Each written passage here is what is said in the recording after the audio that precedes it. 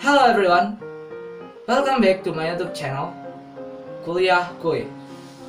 I'm so proud of you because you're still watching my video. Okay, today I want to give or share with you about new information. I think it's very important. You know why? Because I take it from Hashtag So I assure you it is a credible information. Kenapa lu pakai sok bahasa Inggris sih?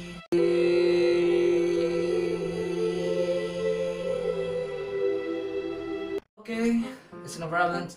I think kita lanjut aja yuk, saksikan. Seleksi masuk perguruan tinggi negeri tahun 2019.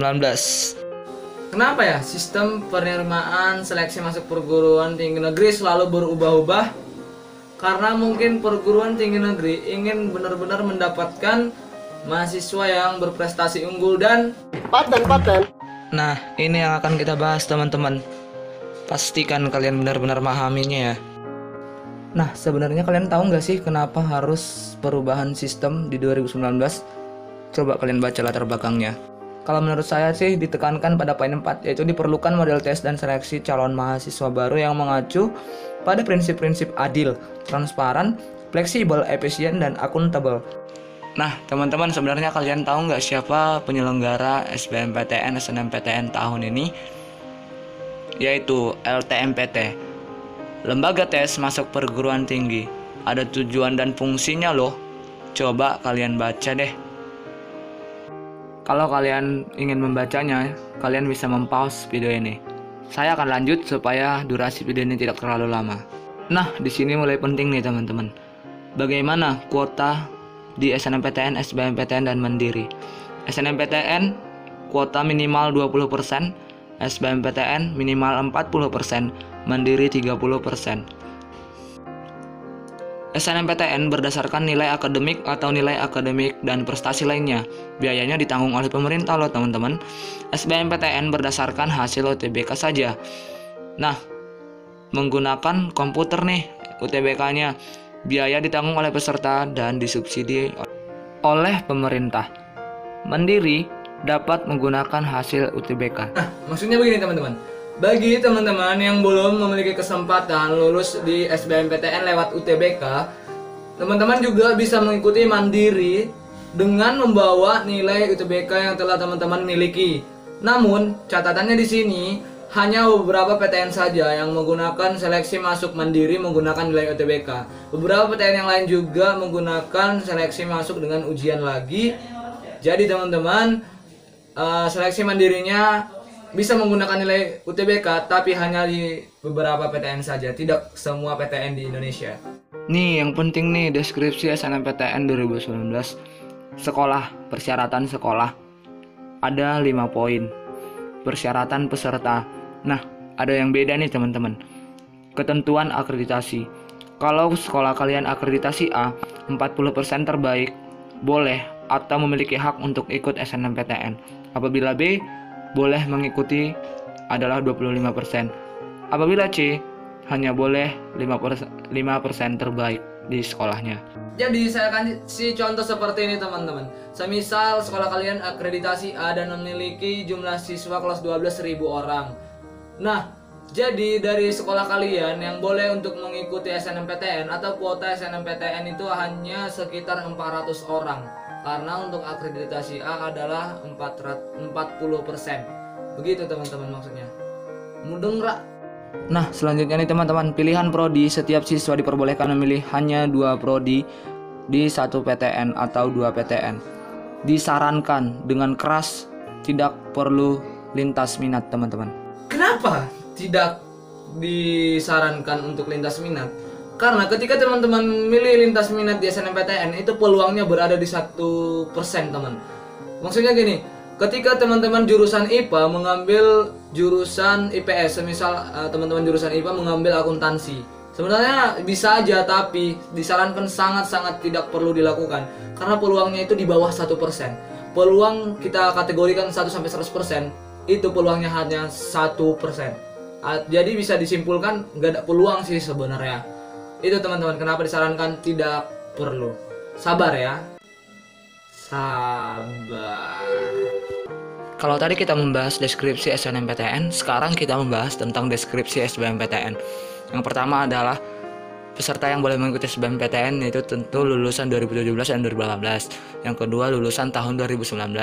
Yang ketiga, teman-teman harus sudah memiliki nilai UTBK. Sebelum kalian mengikuti SBMPTN, kalian harus sudah memiliki nilai UTBK dulu. Kalian tidak akan bisa mengikuti SBMPTN kalau kalian tidak mengikuti UTBK, teman-teman. Kemudian teman-teman harus memiliki kesehatan yang memadai sehingga tidak mengganggu kelancaran proses studi. Yang kelima, memiliki NISN. Yang keenam, bagi peserta yang memilih program studi bidang seni dan olahraga wajib mengunggah portofolio. Biaya UTBK ditanggung oleh peserta dan disubsidi oleh pemerintah. Nah, ini penting teman-teman. Di SBMPTN 2019 tidak ada ujian campuran. Kalau di 2018 anak IPA boleh mengambil jurusan IPS lewat ujian campuran, begitu juga anak IPS boleh mengambil jurusan IPA lewat ujian campuran. Jadi di tahun 2019 tidak ada ujian campuran. Apa sih itu UTBK? UTBK adalah tes yang dirancang untuk memprediksi peserta mampu menyelesaikan studi di perguruan tinggi. Tes ini terdiri dari tes potensi skolastik dan tes kompetensi akademik. Persyaratannya, peserta UTBK adalah kelas 12 tahun 2019 atau lulusan 2017-2018. Peserta diperbolehkan mengikuti tes maksimal 2 kali dengan ketentuan. Yang pertama, UTBK kelompok Saintek 1 kali, atau kelompok Sosum 1 kali, atau Saintek 2 kali, atau kelompok Sosum 2 kali. Hasil UTBK hanya berlaku untuk penerimaan tahun 2019. Yang ketiga, ya tentu harus membayar biaya UTBK.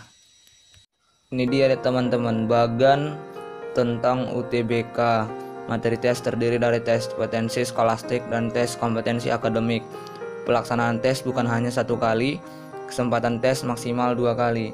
Hasil tes, setiap peserta akan diberikan hasil tes secara individu. Kelompok ujian hanya ada Saintek dan Sosum, tidak ada kelompok campuran. Metode tes UTBK, ya, ujian tulis berbasis komputer. Yuk mengenal apa sih itu materi UTBK. Yang pertama adalah tes potensi skolastik dan tes kompetensi akademik. Kalian bisa baca ya teman-teman dengan mempause video ini. Ini penting nih teman-teman. Tahapan pendaftaran SNMPTN ada 6. Yang pertama, kalian harus pengisian dan verifikasi PDSS. Yang kedua, pemeringkatan yang dilakukan oleh LTMPT. Yang ketiga, baru deh kalian bisa mendaftar. Yang keempat, kalian memilih program studi di PTN yang kalian ingin capai. Yang kelima, bagi peserta yang memilih program studi seni atau olahraga, kalian wajib loh mengunggah portofolio. Yang keenam, siap-siap menerima pengumuman. Nah, kalau tadi adalah tahapan SNMPTN, ini adalah tahapan pelaksanaan UTBK. Yang pertama, kalian harus melakukan pendaftaran di halaman yang telah ditentukan. Yang kedua, kalian memilih hari, tanggal, sesi, dan lokasi untuk ujian. Kalian bebas loh memilihnya. Yang ketiga, kalian harus membayar di Bank Mitra yang telah ditentukan. Kemudian kalian harus login kembali untuk mengisi data dan mencetak kartu peserta kalian. Yang kelima, baru deh kalian mengikuti UTBK. Selamat berjuang teman-teman. Ini deh tahapan pendaftaran SBMPTN. Yang pertama, kalian harus mengisi biodata. Namun, apabila kalian sudah lulus di SNMPTN, kalian tidak bisa mengisi lagi teman-teman, karena kalian akan tertolak secara otomatis karena data kalian sudah terintegrasi. Yang kedua, memilih PTN dan program studi. Sebanyak-banyaknya 2 PTN dan hanya 2 program studi di 1 atau 2 PTN. Yang terakhir adalah mengunggah dokumen portofolio. Tapi portofolio hanya untuk program studi bidang seni dan olahraga aja kok, tidak semua. Nah, ini nih penting banget. Kalian bisa catat juga kerangka waktu SNMPTN. Pengumuman munculnya itu, launchingnya itu 4 Januari 2019. Pengisian dan verifikasi PDSS itu 4-25 Januari 2019. Pendaftarannya 4-14 Februari 2019. Pengumumannya 23 Maret 2019 jam 3 sore. Pendaftaran ulang bagi peserta yang lulus bisa lihat di halaman web masing-masing PTN. Semangat! Nah, ini kerangka waktu UTBK teman-teman. Pendaftarannya itu adalah 12 Januari sampai 27 Maret 2019. Pelaksanaannya itu 30 Maret sampai 26 Mei 2019. Pengumumannya kurang lebih 10 hari setelah pelaksanaan UTBK. Wow. Perlu kalian ketahui juga nih, pelaksanaan tes UTBK itu hanya dilangsungkan Sabtu dan Minggu. Sesinya itu ada sesi pagi dan sesi siang. Jumlah tes itu dilakukan oleh panitia sebanyak 12 kali. Lokasinya itu bisa dilihat web resmi SBMPTN atau UTBK. Setelah SNMPTN dan UTBK, ini adalah kerangka waktu SBMPTN. Pendaftaran seleksinya itu 10 sampai 24 Juni 2019. Pengumuman hasil seleksinya itu 9 Juli 2019. Wow, catat ya teman-teman, 9 Juli 2019. Nah, apabila teman-teman masih bingung, ini ada rangkuman jadwal sekaligus yaitu SNMPTN, UTBK, dan SBMPTN 2019. Silakan teman-teman catat atau pause video ini untuk mendapatkan informasi ini secara detail dan permanen. Nah, di sini ada jadwal seleksi jalur mandiri itu diumumkan paling lambat 30 Juli 2019. Nah, bagi adik-adik peserta bidik misi, kalian bisa mendapatkan informasi lebih di halaman web yang telah ada di video ini, atau bisa juga lihat di link deskripsi video ini. Semangat adik-adik!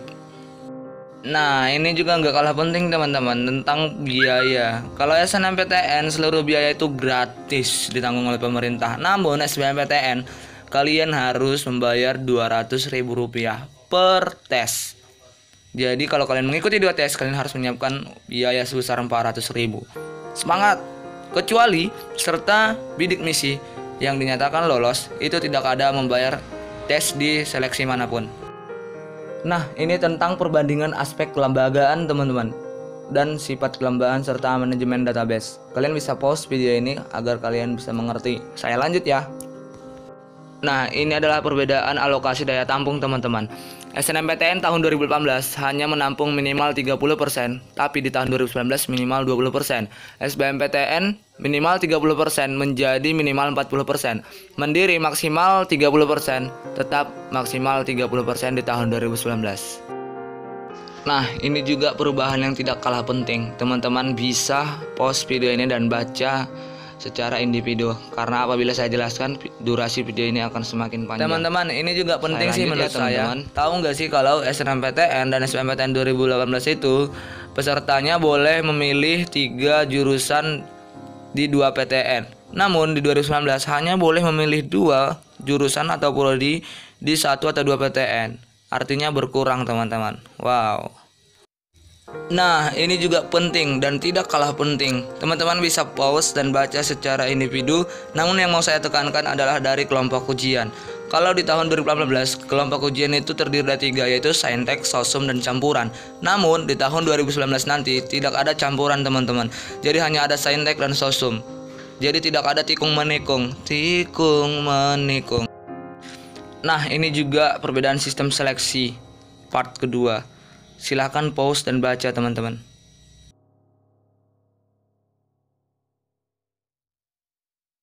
Nah, apabila teman-teman membutuhkan ini, teman-teman bisa mencatatnya. Adalah informasi resmi tentang SNMPTN dan resmi tentang SBMPTN di halaman web masing-masing. Oke, demikian teman-teman atas perhatian kalian. Terima kasih ya. Oke, demikian teman-teman yang bisa saya sampaikan. Saya kira informasi ini sudah cukup lengkap mengenai SNMPTN, SBMPTN, dan UTBK di tahun 2019. Saatnya kalian harus mempersiapkan diri, karena untuk mencapai sesuatu yang besar, kalian juga butuh usaha yang besar. Teman-teman, jangan lupa kalau kalian suka dengan video ini, tekan tombol like. Dan jika kalian ingin mendapatkan video-video saya selanjutnya, silahkan tekan tombol subscribe dan launchingnya, supaya di HP kalian muncul notifikasi setiap kali saya mengupload video. Mari dukung saya untuk mengembangkan channel ini, supaya saya lebih giat lagi untuk mencari informasi terbaru mengenai perguruan tinggi negeri dan bisa bermanfaat untuk kita semua. Oh iya teman-teman, apabila kalian ingin memiliki data yang saya miliki tadi, manakala kalian lupa dan ingin mengetahuinya kembali, kalian bisa minta kepada saya lewat akun Instagram saya di sini. Saya akan kirim dan berikan kepada kalian. Thank you. Salam PTN Fighters.